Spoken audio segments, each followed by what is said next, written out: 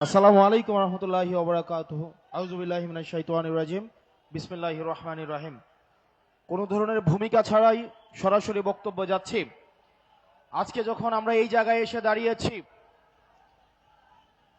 সহস্রাধিক শহীদের রক্তে ভেজা গালিচা মারিয়ে তিনি লন্ডন টু ঢাকার ব্যাক ফ্লাইট ধরলেন।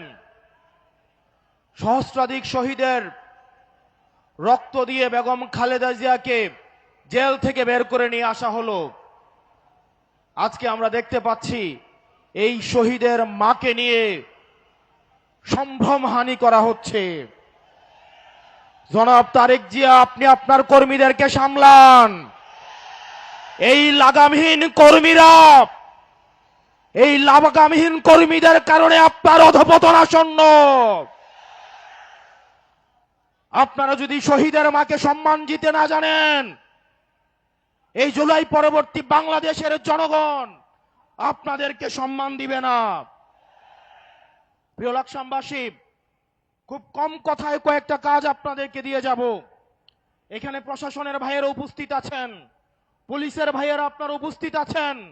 আপনাদের দায়বদ্ধতা জনগণের কাছে, আপনাদের দায়বদ্ধতা গুলশানের কাছে নয়, আপনাদের দায়বদ্ধতা ধানমন্ডির কাছে নয়। অত্যন্ত পরিতাপের বিষয়, আজকে পুলিশ সদস্যরা এখানে যারা আছেন, আইন শৃঙ্খলা বাহিনী আপনারা যেখানে আছেন, অতীতে আপনাদেরকে ব্যবহার করে আপনাদের ঊর্ধ্বতন কর্মকর্তারা তাদের পদ পদবি বাগিয়ে নিয়েছিল, আপনাদেরকে ব্যবহার করেছে। আল্লাহর দোহাই লাগে, উপরে আল্লাহ নিচে জমিন, নিজেকে আর ব্যবহৃত দিয়েন না।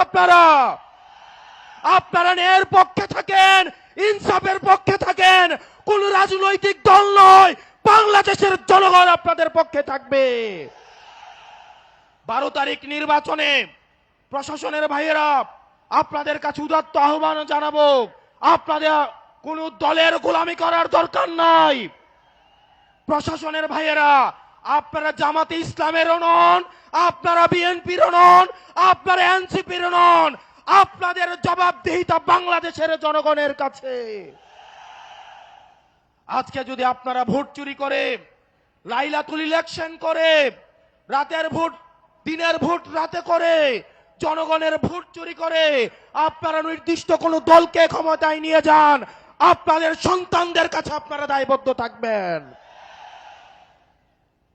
প্রিয় মিডিয়ার ভাইয়েরা, অত্যন্ত পরিতাপের বিষয়, এই জুলাইয়ের পরেও এই মিডিয়ার ভাইয়েরা দালালি বন্ধ করে নাই। সময় টেলিভিশন, 71 টেলিভিশন, ডিবিসি আবার দালালি শুরু করে দিয়েছে।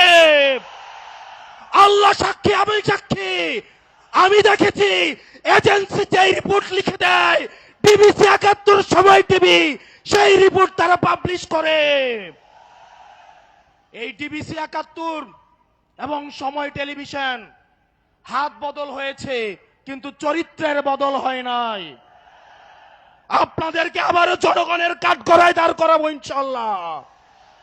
এই মিডিয়া শুধু প্রশ্ন, দুনিয়ার যত প্রশ্ন, দুনিয়ার যত সমস্যা, আমাদের ইনকাম কি, আমাদের চলাফেরা কোন জায়গা থেকে আসে, আমাদের শার্ট কোন জায়গা থেকে কিনি, রাজনৈতিক কর্মসূচি কিভাবে হয়, দুনিয়ার সকল প্রশ্ন আমাদের জন্য। অন্যদিকে সকল প্রশংসা এবং সকল মুগ্ধতা একটা রাজনৈতিক দলের জন্য। এর পরবর্তী বিপ্লব হবে এই মিডিয়া এবং প্রশাসনের বিরুদ্ধে বিপ্লব। বক্তব্য দীর্ঘায়িত করছি না। মিডিয়া এবং প্রশাসন, বাংলাদেশকে সুখী সমৃদ্ধ এবং উন্নতি করতে হলে আপনাদের প্রয়োজন রয়েছে। আমরা আপনাদের শত্রু না, আমরা চাই আপনাদের দায়বদ্ধতা, আপনাদের জবাবদিহিতা হচ্ছে জনগণের মুখী। আপনারা কোন দলমুখী না হয়ে আপনারা জনগণমুখী হন, জনগণ আপনাদের নিরাপত্তা দিবে ইনশাআল্লাহ। ইনকিলাব ইনকিলাব ইনকিলাব ইনকিলাব, আপোষ না সংগ্রাম, দালালি না রাজপথ, দালালি না রাজপথ। সর্বশেষ, যিনি স্বপ্ন দেখছেন একজন প্রধানমন্ত্রী হবেন, উনি যখন একজন তৃতীয় শ্রেণীর আলাপ আলোচনা মঞ্চে উঠে দাঁড়িয়ে করেন, সেগুলো আমাদেরকে তাড়িত করে। জনাব তারেক জিয়া, আপনি যেভাবে গুপ্ত গুপ্ত বলে আপনার নিজের নেতাকর্মীদেরকে হত্যাযোগ্য করে তুলছেন, গত 17 বছর কিভাবে ফ্রিল্যান্সিং এর মাধ্যমে দল পরিচালনা করেছেন সেটা একবার নিজেকে প্রশ্ন করে দেখেন। আসসালামু আলাইকুম ওয়া রাহমাতুল্লাহি ওয়া বারাকাতুহু।